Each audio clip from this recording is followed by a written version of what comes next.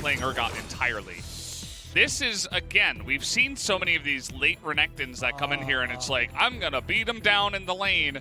You guys remember the last one was Summit with the blind R5 Renekton that did not go with anything in their composition.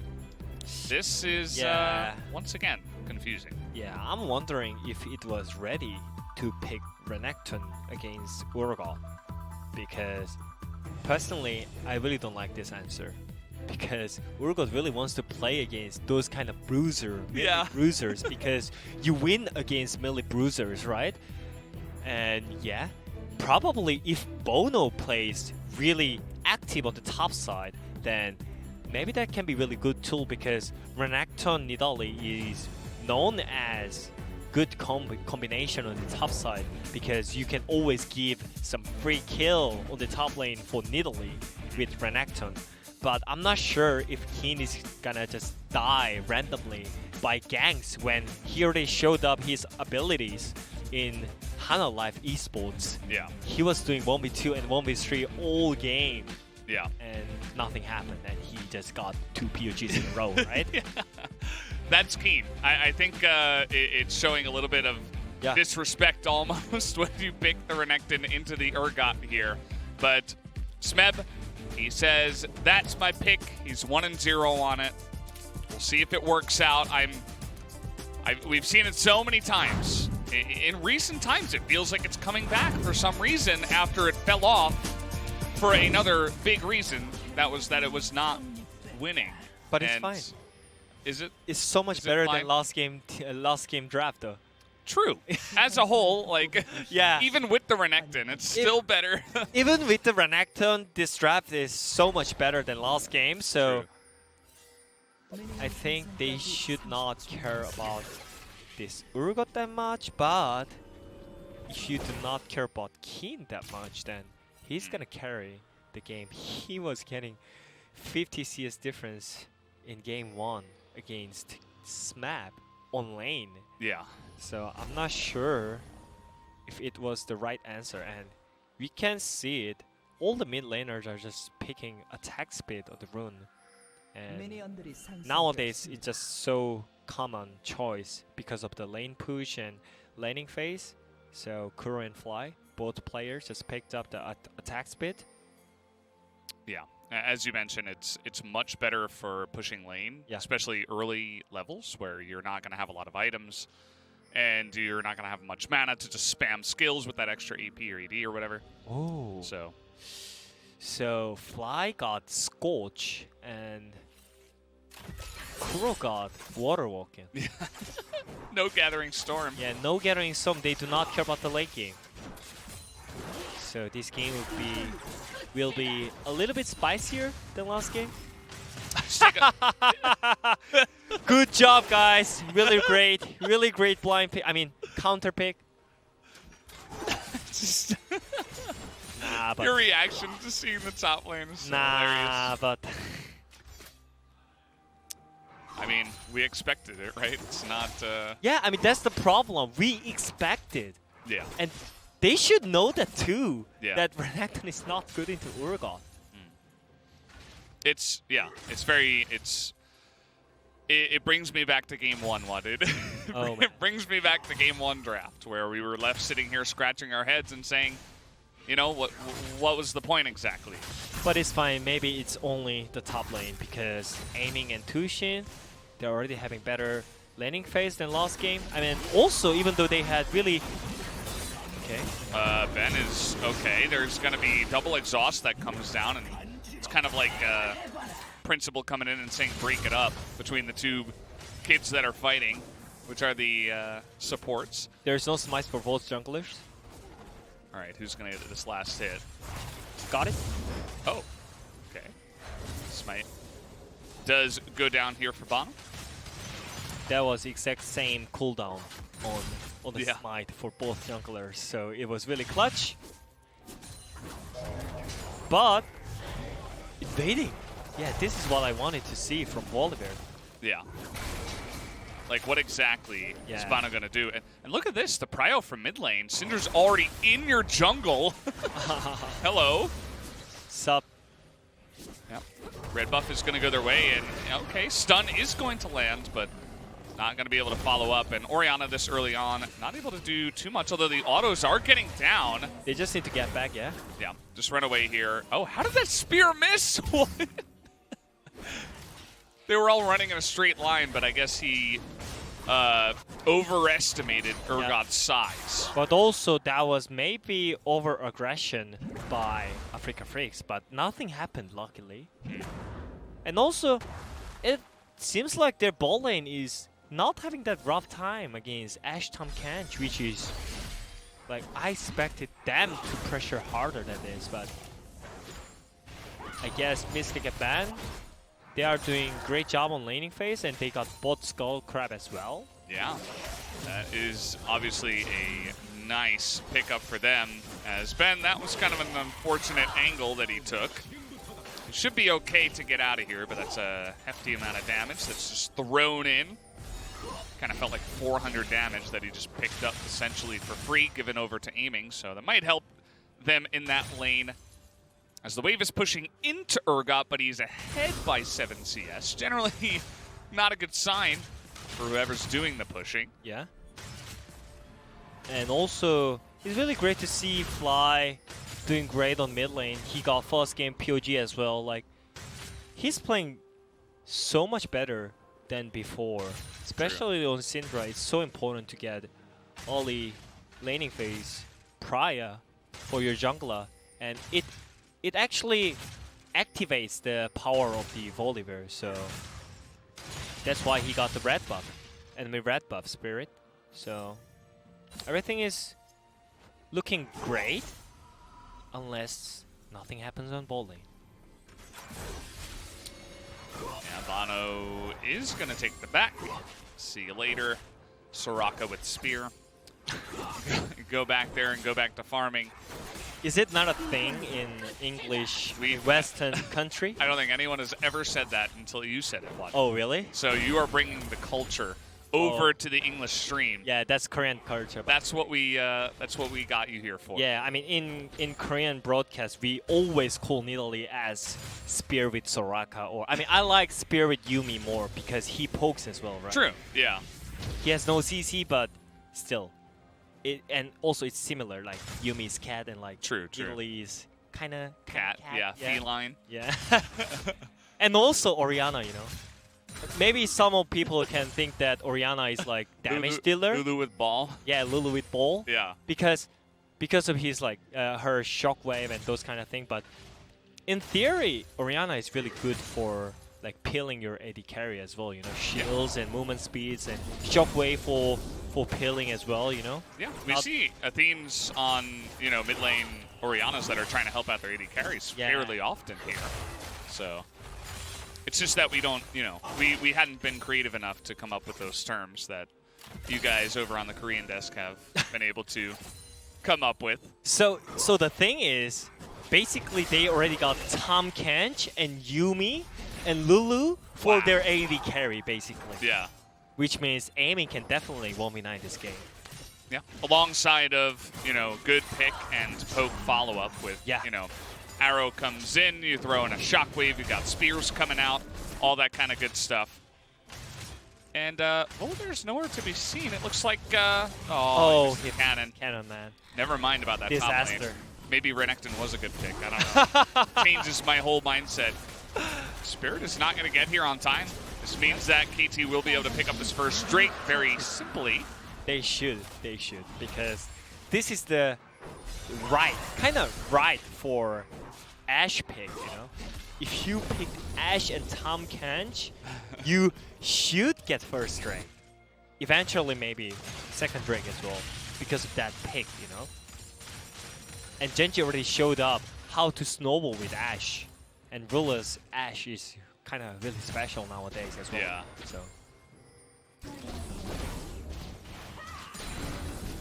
We're getting a rotation here onto the Rift Heralds. It was made pretty obvious by Kiin. I mean, he was kiting the minions down into the river, and the Hawkshot is going to see it now, but I suppose because they knew that bonO would just go for the Drake and go for a back and taking some damage, they said, well, this should be ours. And it'll be interesting to see if they try to set up, you know, a little bit of what KT did in game number 1, where they tried to set up a gank into putting down the Rift Herald into an open lane. Might not be a bad idea to look towards top lane here again. With Fear Beyond Death, you can kind of grab that Croc back into the lane. But we'll have to wait and see where they decide to use that objective. And yeah, still KT side, even though they are losing, in theory, like they're losing CS on many other lanes. They got first rig, and their team comp is all about mid-late game team fight, so it's still fine. They're still going great. No kills until, like, they just need to make it no kills until like 30 minutes or something. Because they have Syndra and Volibear, Kalista, those kind of champions, which means really good for early game snowball. Trying to get on top of the Thomas Kench here, putting a lot of spears into that guy, looking for a couple more. They're going to go on to aiming, who gets exhausted. I don't think they actually thought they really had a chance to take him down. Yeah, and it seems like Kalista Taric already got the lane prior against Ashe, Tahm, Kench, and they have not enough CC on the bot lane. They have Nidalee and Tahm, Kench. It's only Ashe who can actually engage on them, but at the same time they have Kalista and Taric, which means you really cannot just hunt them down with one CC, right? Which means it's still better than last game draft, but still sucks. Yeah. Okay, so another draft that kind of gets a failing grade here from Wadid. They're gonna give the gold over to Mystic, actually, which you know, they don't even, they're like, Kiin, you're gonna win that lane anyway. We don't need to shut down Renekton. We don't care about him at all. We're gonna try to get our AD carry at it and try to shut down this Ashe early. I mean, I'm also known as TK player, right? When I was in G2, I was always playing TK because of grabs, but the reason why TK was like good is like you always win lane in the early laning phase against most of the champion, and also it protects pretty well for your AD carry. But the one thing that TK not have is CC, right? So you don't pick TK with Nidalee or Olaf kind of champion, and Jankos really hated it. When we had TK, he really didn't want to play Olaf or Nidalee, you know? Yeah. So it's still, it's gonna be really hard and rough job when it comes to they need to look for fights, because they have really less amount engage tool and CC. So I think it's gonna be harder and harder when it comes to mid-late game, because Kiin is gonna just smurf on the side lane as well with Urgot. We're looking for nothing here. Ben just showing his face, saying hello. But yeah, I mean, you were talking about like some kind of CC and engage. The Renekton, I suppose, in theory, as a follow-up, can stun, but generally we don't really see that working too well too often here in the LCK. Yeah. This Fly is getting collapsed upon here. They're just gonna stun down the Nidalee and try to run away from Kuro, as now he will flash with TP coming in. Okay. That was great job by Kuro. But there's Drake, so maybe that was not kind of waste of TP from Kiin, because anyways he needs to be here. But it's small, but Smeb can get some advantage from that, and Fly is trying to cover their top side with his TP, so probably they are not losing anything. Yeah. It's kind of interesting because they would expect Fly to be around, even if they don't see him, so they're like, well, we can't fight this. But at the same time, Fly is getting value by running to the top lane and trying to cut down on whatever pressure the Renekton is trying to push up there. So it's a pretty cool idea. You can see only one turret plate has gone down there on Urgot's turret. And I think, yeah, for KT side, it's gonna be just harder and harder again. It's all about aiming, I guess. Yes, they build up the team comp around aiming, but also he needs to engage as well. Like he's basically just need to do everything for his team. Yeah. Well. And that's not great, you know? No. Just put all the pressure on one player, even though that player is good enough to do that, it's still not a great idea. Yeah, that is very true. I mean, unless you have a really exceptional player. I mean, aiming is really good. But even then, I mean, guys like Kiin, you know, they get a little bit of pressure. And speaking of which, they're going to be pressured by KT here. Fly has TP. Is he going to save him? I don't know. It's 3-on-1 right now. Kiin is in a bit of a bind as, yep, he's just going to be burst down. He's trying to kill bonO here, but actually it will be first blood going to the side of KT, as it was just a straight up run up from the river, and Afreeca didn't spot it coming. And we're just going to, okay, ult in there onto Kuro. He's just going to cleanse. And now a flash away from Spirit, trying to dodge the ultimate and the stun, and just barely is going to get away with his life after using a bunch of those summoners. Okay. Maybe that was waste of TP. Yeah. Yeah. Obviously. Yeah. Because he did nothing with TP. Yeah. But yeah, I mean, still great news from KT. This is water walking Orianna, by the way, guys. We already checked it. But man, look at the damage. If he had chance to hit the ultimate on Nidalee, he could actually one-shot. And Korean casters were also screaming because of Urgot damage, not because of KT getting killed. That's a funny thing. It's true. I mean, I think collectively, especially here in Korea, we've kind of just forgotten about Urgot, and single-handedly, Kiin is like, wait, remember this guy? Like, he's actually pretty good. He does a lot of damage. That arrow is going to sail wide. And now there's 4 members down on the bottom side. Mystic is going to have to flash the ultimate. bonO taking a lot of damage, but that 4-man rotation isn't going to get much outside of the flash from the AD carry.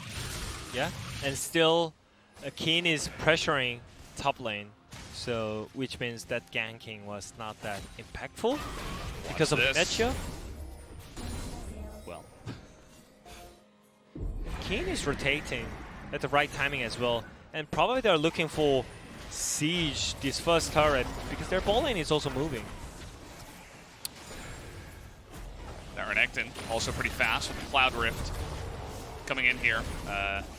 Renekton, Urgot, Volibear, all going to be having a lot of fun with this Rift as we do a bit of a zoom in there onto the Urgot.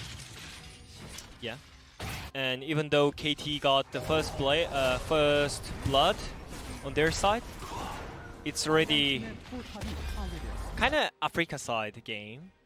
They're controlling map. Kiin is pushing first and moving towards the mid lane.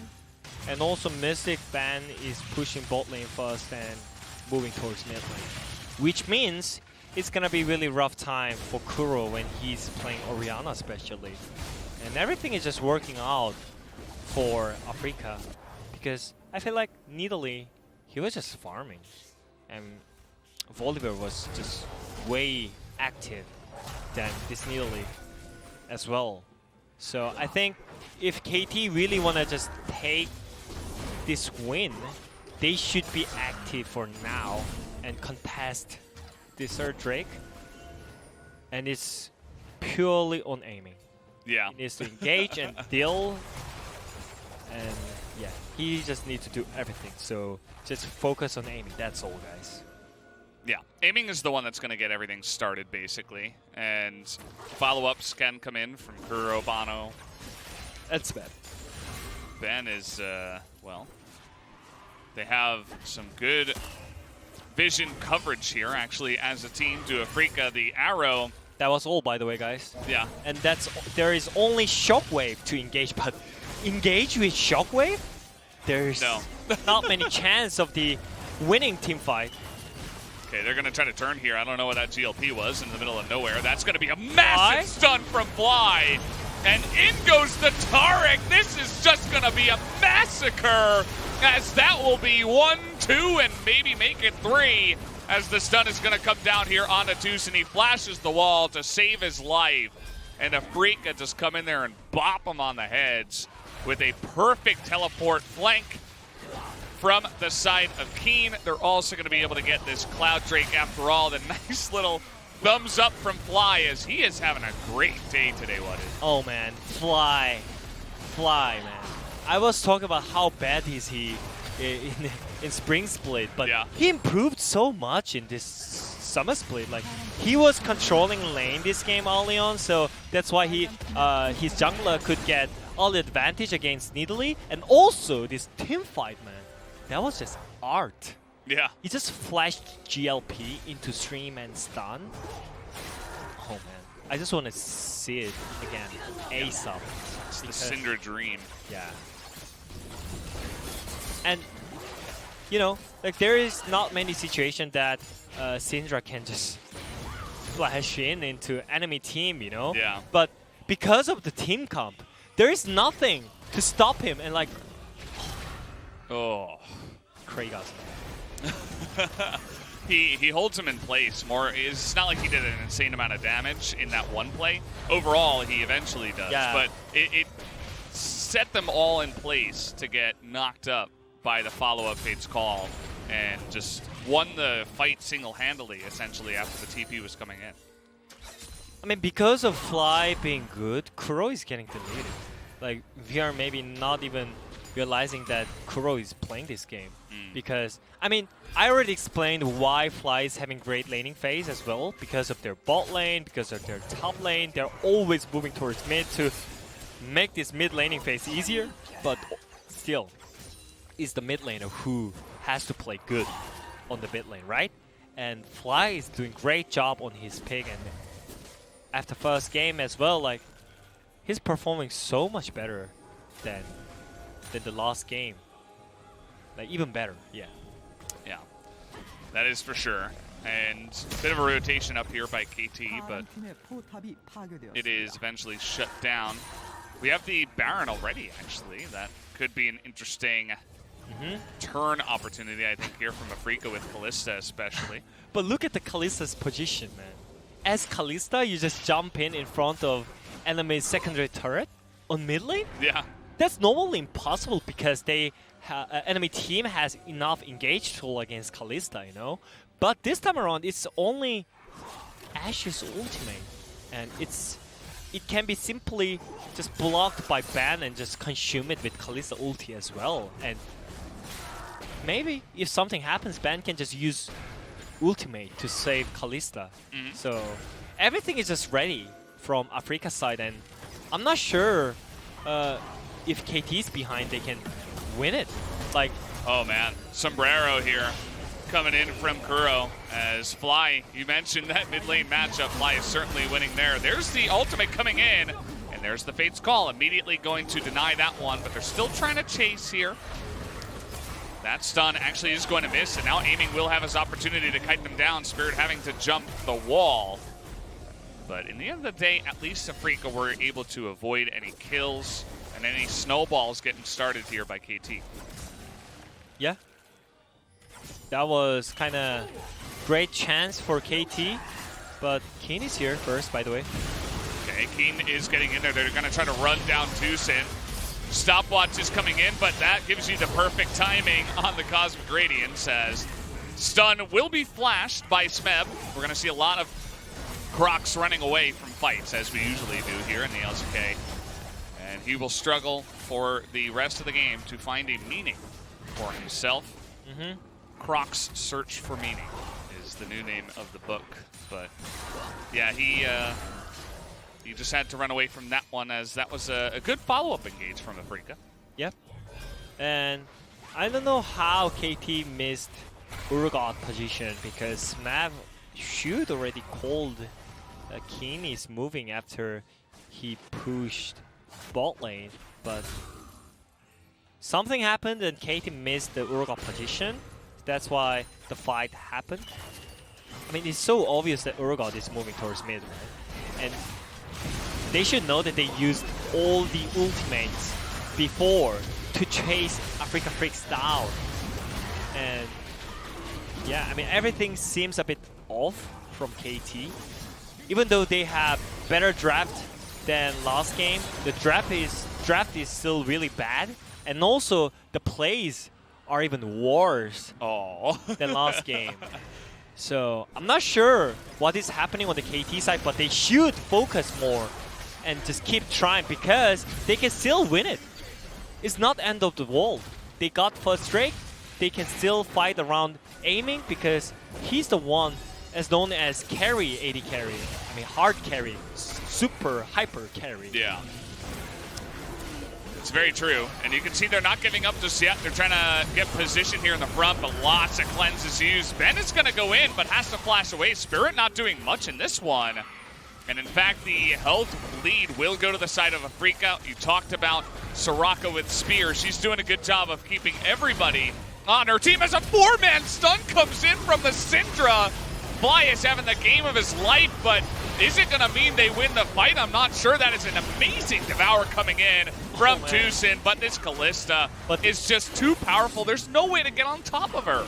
But Fly, man, he's actually doing his best, by the way. Yeah. Like, he's just changing all the team fights that it might look KT better, but his champion knowledge and skills on Syndra is just so amazing. I mean, that's all, you know? Yeah. That was all from Afreeca Freecs. Like, it started off really bad. Like, look at Spirit. Like, he's really low, but what? Like, Spirit is just walking around and just looking at them, you know? But this Fly, man. Look at those stun as well again. Yeah. Tahm, Kench, and Ashe at the same time. I didn't even notice that one during the fight, but that is just insane. He's like single-handedly carrying the team. Yeah, right now. obviously. Yeah. He's just carrying Afreeca Freecs when we only focus on Mystic being hard carry, Kiin being just Kiin, but we forgot about Fly now. Yeah. That's the thing about Fly. Sometimes he comes out and you're like, wait, wasn't this guy supposed to be good? And then other days he comes out and you're like, who's this guy? What is this? Look at this guy, He's man. insane. And today, thankfully for Afreeca, he's having one of those Greatest, you know, successful, amazing days. amazing, fantastic. Marvelous. Yeah. All the English words that I know. Yeah. I'm just keep saying good and positive words, Yeah. you know? Grouping them up. Yeah. As Fly was. I mean, he's like stunning. How many people did he stun in that fight? Probably like 6. Yeah, maybe they should show the CC score that we have in League of Legends right now. Yeah. More than like damage dealing, you know? We don't care about damage dealing. Maybe Kiin has higher than Fly or something. But Fly was #1 for now. yeah, I mean, he is just doing everything. And Syndra was known as not a good pick in LCK because there is not many good players who made it that kind of beautiful team fight, right? So that was the reason why in LCK Syndra was not popping off. It was like having really low win rate before, but Fly is showing off with his skills, and especially in this game, like he's doing everything, right? Yeah. Dealt most damage in his team, and also most damage in this game as well. So. Good old Thomas coming in there, sealing that one away. And yeah, I feel like even though, you know, he only has 1 kill, he has done like 15 kills worth of carrying, and he's created so much space for his Kalista, who is 3-0-2. And if you look at the scoreline, you might be like, oh, Pog must be Mystic, right? Well, wait, no. He got 342 CS at 28 minutes, by the way. Nice. How is it possible? Good question. I don't know. I mean, normally you get like 10 CS per minute, right? Yeah. 10 CS per minute. But he's just performing so much better than game 1. He had some weird moment in game 1 with Ashe flashing into stream and for no reason, but this game, 2 levels difference on aiming, and also his laning phase was great. He was pushing towards enemy team like since level 3 or something as Kalista Taric against Ashe Tahm Kench. And yeah, this is just, I guess, one of the greatest game from Afreeca Freecs. All the members are just performing really good. Yeah, they absolutely are. We did see in the last fight, though, that even with Fly's insane stuns and the ability to control the team fight, they were getting chipped out a lot.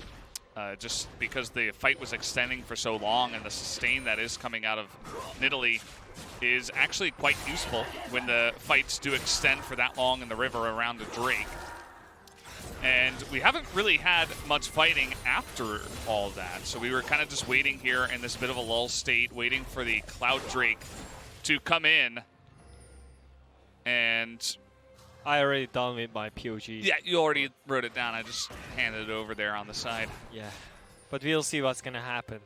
But I'm just like, yeah, what if KT win? If KT gotta wins, change that up real quick. I think it's because of Kuro's 5-man ulti. Yeah. Because well, if it happens, there's no other way True. that KT is gonna win the team fight. You know, is Ashe gonna hit ultis on 5-man? No, that's not happening. Or is he gonna steal Nash with his arrow? No. Maybe Probably not. aiming is gonna single-handedly carry a team fight. I don't know. That is not happening. I think Kuro is okay. Kuro should work really hard and just try to hit as much target as he can hit it, because they have no engage again, and they have no enough CC. Yeah. So I think. Okay. Oh, 34 seconds on Fear Beyond Death. Okay. Yeah, that seems fine. That's decent. Yeah, it's okay. That's just okay and fine. Yeah, not bad. Triple Cloud Drake with Cloud Soul coming in. So I would like to see other ultimates, actually, if Jonas Strong is listening, which he's not. And also, Volibear got really long cooldown on his ultimate because of the impact of the ultimate, but with these clouds, he's just gonna jump around the world and nothing is happening. But yeah, Afreeca Freecs still has a task when it comes to the victory against KT. They just need to end up this Nasher. They have enough tool to just pull the trigger because they have Taric, they have Bloodthirster and Deathlands on Kalista already, so they will not get chunked on Nasher, so they're just gonna pull. Mystic is just soloing it. Yeah, they're just gonna pull all the members on KT side. Looking to engage now, perhaps. No, they can cut it. They pull off, and they're taking bits of damage here. They do have to be careful about that. There's a lot of sticks. 41, 42, 43. Yeah, good job counting. And they're gonna look to turn here, you would imagine, unless we get to an insane amount of sticks into the Baron. They're taking a lot of damage. Look at Spirit. He's like half health in there as, okay, big knock-up onto Kuro by Baron. Are they forcing it? 70 sticks into the Baron. And I think they're just going to try to force it down and get it. There it is. They take it for like 2k health, and now the fight is going to begin. As that is a ton of AoE damage coming down onto Afreeca. Mystic extremely low, but look at Kiin in the back line doing so much here. Gonna try to get that kill. He picks up the first one. A very messy fight. Look at aiming in the back, but the double stun from Fly is huge to win the top side of the fight as the bottom side is going on. Hard to follow all the action as now they're gonna chase down on the top side. Afreeca just barely gonna be able to run him down up here as TusiN is going to be taken out. And now the teleport coming in. They're gonna try to chase down Kuro. Fly is so fast. And he should be able to take him out here. Okay. Okay, just flash, yeah. Just flax on them. There you go.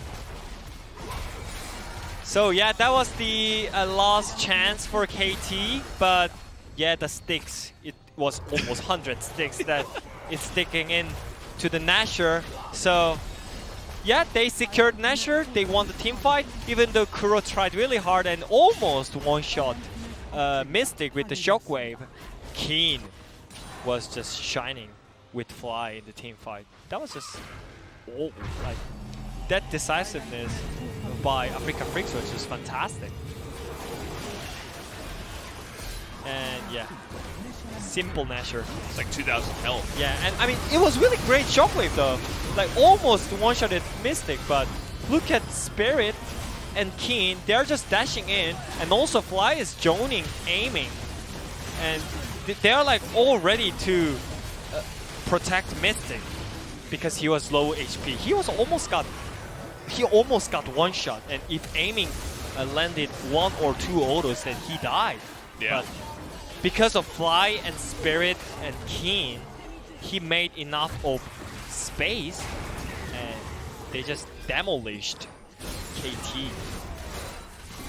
Yeah, and just like that, Cosmic Radiant's timing was also quite nice from Ben, and they were able to take that was a very messy and skirmishy kind of fight that you don't often see. A lot of LCK teams will just kind of only go for the Baron when they're 100% sure, you know? We see, like, especially some of the top teams even, they have Kalista, but they're, like, too scared to go for it unless they're, like, 100% sure they're going to take it down. But Afreeca, they didn't waste any time with that one. Maybe they didn't have 447 CS at 35 minutes on Kalista. True. Very true. And now they're just going to destroy Fly, or not Fly, Kuro. Fly is going to destroy him. So at least I got that name right. And now they're going to push in 5v4. They're gonna end the game.